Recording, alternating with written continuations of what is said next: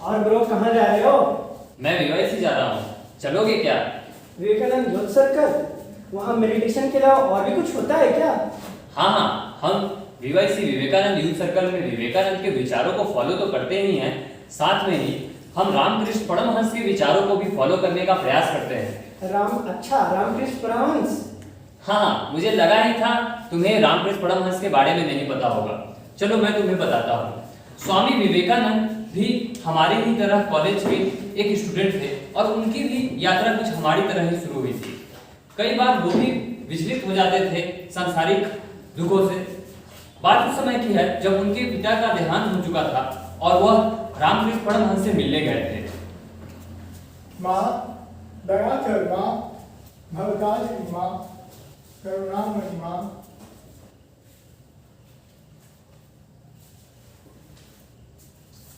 मांगिए ना, देखिए ना, मांगिए ना अपनी माँ से।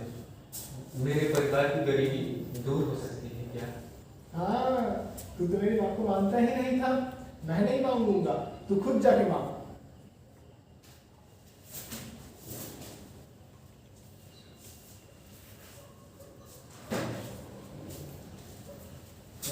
माँ दया कर माँ, मुझे भक्ति दे, ज्ञान दे, वैराग्य दे। क्यों मांगना नहीं मांगना चाहता था? नहीं। क्यों नहीं मांग पाया? दोबारा जा। माँ माँ मुझे भक्ति दे, ज्ञान दे, वैराग्य दे माँ।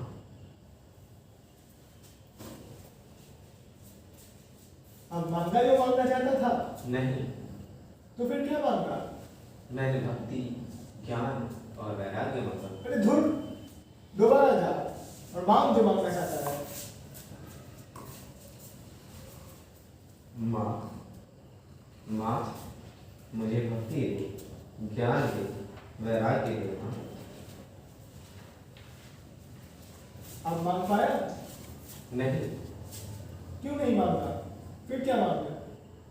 मैंने भक्ति, ज्ञान और वैराग्य मांगा। धन नहीं मांगा? नहीं। आपने जरूर मुझ पर कोई जादू किया है। मैं जब भी भक्ति धन मांगने जाता हूँ, भक्ति, ज्ञान और वैराग्य मांगता हूँ। अगर मेरे भाग्य में ऐसा ही लिखा है तो आपको मेरे परिवार की देखभाल करनी होगी।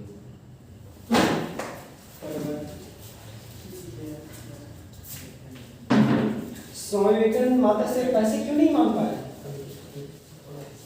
उन्हें वैसी शिक्षा और संस्कार ही नहीं मिले थे जो उन्हें धन और लोलुपता की ओर ले जाते थे।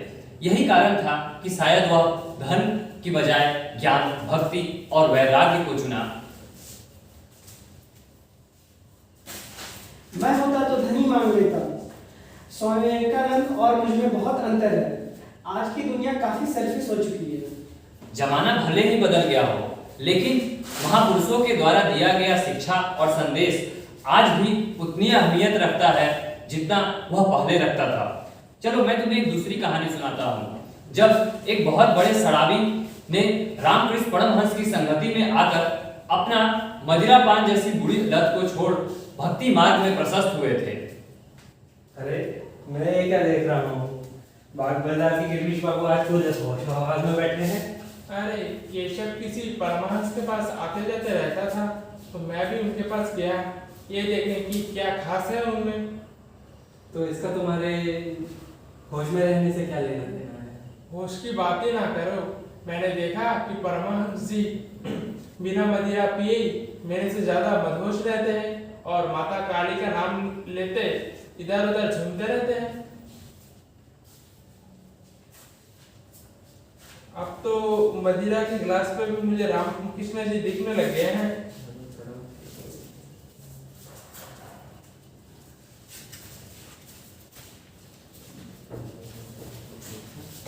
जय माँ, जय माँ। आपने मेरे ऊपर क्या जादू किया है कि मैं मदहोशी नहीं हो रहा हूँ? आप मुझे रास्ता दिखाइए। मैंने जिंदगी में आप ही मुझे रास्ता दिखाइए। मैंने जिंदगी में इतना बड़ा पाप किया है कि पूरी गंगा का पानी से भी मैं शुद्ध नहीं हो सकता। आप ही मुझे सहायता कीजिए ठाकुर। अरे पापी पापी बोलोगे तो पापी ही बन जाओगे ना। याद रखना, ईश्वर के नाम लेने वाले कितना भी पाप करे, पाप नष्ट हो जाता है। ये मीनिंग चेंज हो जाएगा। ईश्वर के नाम लेने वाले के सारे पाप कट जाएंगे। ईश्वर के नाम लेने वाले का पाप नष्ट हो जाता है। मैं माता को शरण तो करना चाहता हूँ, मगर मैं पूरा दिन होश में नहीं रहता। आप ही मेरा कुछ कीजिए। आप मुझे जुगाई मधुई और जुगी की तरह मुक्त नहीं कर सकते हैं क्या? ठीक है, फिर मैं माँ से तुम्हारे लिए प्रार्थना करूंगा, और अगर माँ मान गई तो तुम्हारी भी बुरी आदतें सुधार देंगी। ठीक है, आज से मैं माता के लिए प्रार्थना का प्रयास करूंगा।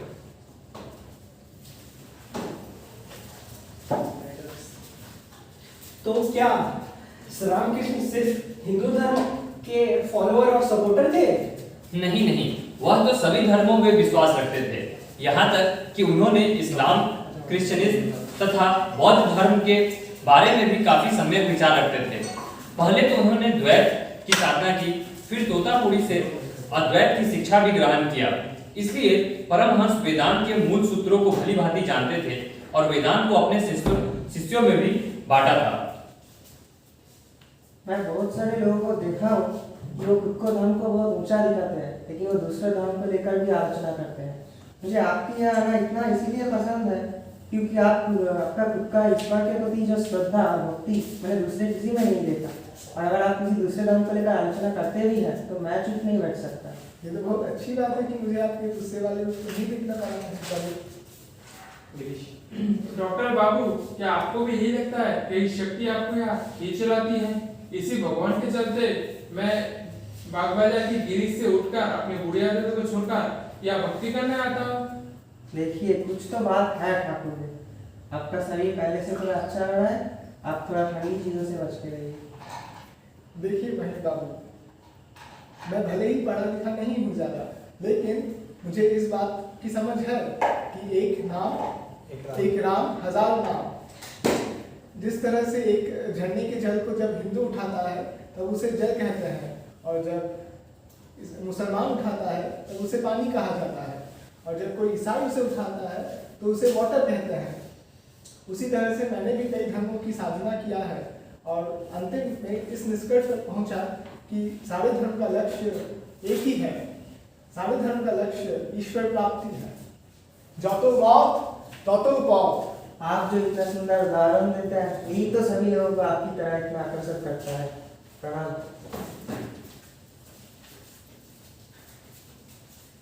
फिर रामकृष्ण का क्या हुआ? क्या उन्हें कोई बीमारी हुई थी और उसके बाद क्या हुआ? हाँ, रामकृष्ण के गले में कैंसर हो चुका था और उसी रोग के कारण उनका देहांत हुआ था। रामकृष्ण के से शिक्षा प्राप्त कर विवेकानंद ने उसी वेदांत को पूरे विश्व में बांट दिया था।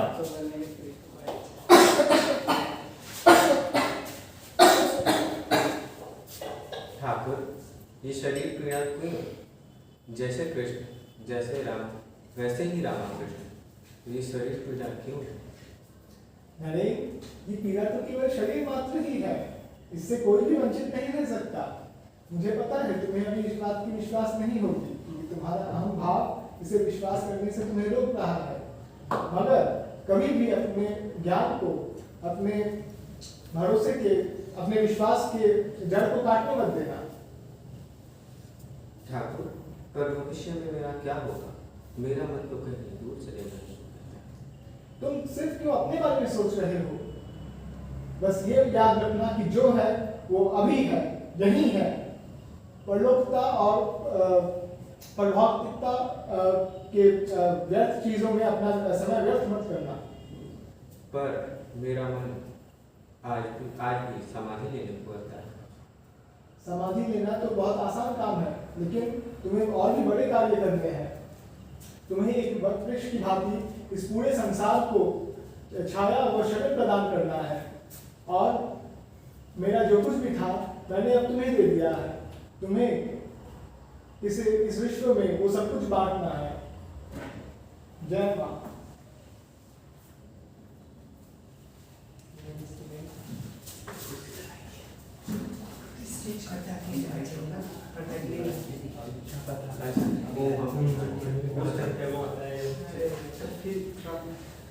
रामकृष्ण परमहंस की मृत्यु के बाद स्वामी विवेकानंद और उनके गुरु भाइयों ने संन्यास ले लिया। और जब स्वामी विवेकानंद भारत भ्रमण पे निकले थे तो उनकी भेंट बहुत सारे शिष्यों और बहुत ही अच्छे लोगों से हुई थी। उनमें शरद चंद्र भी एक थे। आइए स्वामी जी, मेरे अहो भाई जो मुझे आपकी सेवा करने का अवसर प्राप्त हुआ, कृपया आसन ग्रहण करें। मैं जलपान की सेवा प्रबंध करता हूँ। स्वामी जी जय।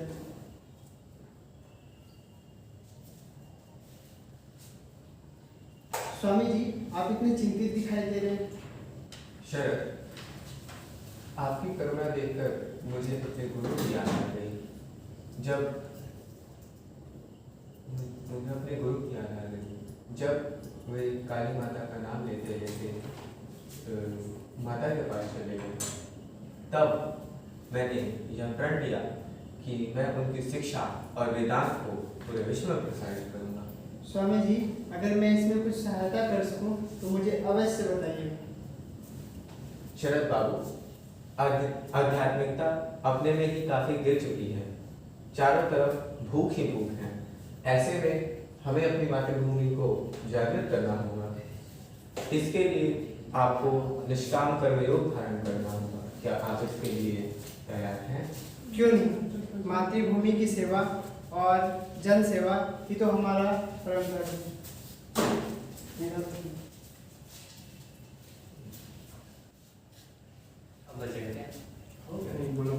It is quite interesting, and I got so much inspired by the life of Ramakrishna and Swami Vivekananda. अभी बोलो कि सब जगह कुछ कर रहे हैं। इसी प्रकार स्वामी विवेकानंद अपने गुरु की शिक्षा व वेदांत का प्रचार करते हुए भारत ही नहीं बल्कि पूरे विश्व में ख्याति प्राप्त की। और उनके द्वारा स्थापित किया गया रामकृष्ण मिशन आज भी जीवित है और मानव की सेवा के लिए तत्पर है। बस एक